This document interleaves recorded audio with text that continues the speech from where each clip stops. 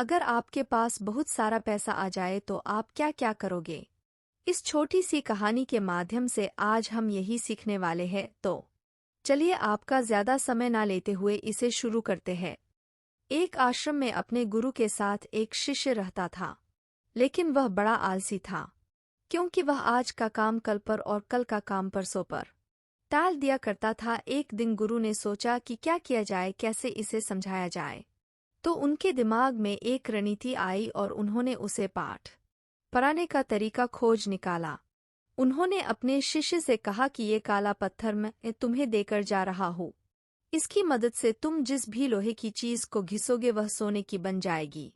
लेकिन तुम्हारे पास काल सूर्यास्त तक का समय है। और यह कहकर गुरुजी चल पड़े।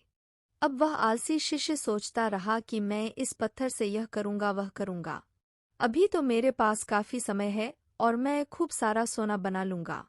आलसी आदमी ने सोते सोते बहुत ख्वाब बुन लिए, लेकिन उनको पूरा करने की जहमत नहीं उठा रहा था, मतलब प्रयास नहीं कर रहा था, सिर्फ सोच रहा था।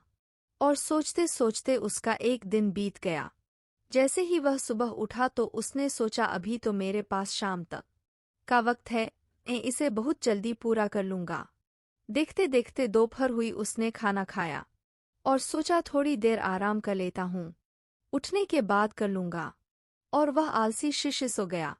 जैसे ही उसकी नींद खुली उसने देखा कि सूर्यास्त होने को आया।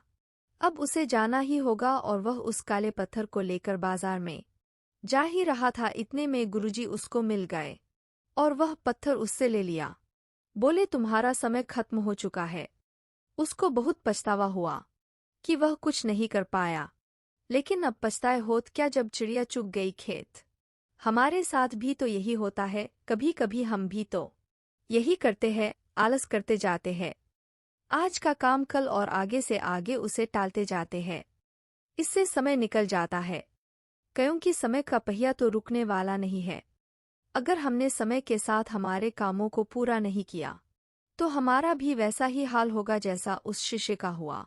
और आपको एक बात बता दूं, सचिन तेंदुलकर जब मैच नहीं होता था तब भी क्रिकेट के लिए प्रैक्टिस किया करते थे। इसलिए जो होता है अभी होता है, बाद में कुछ नहीं होता है। समय निकलता जाता है।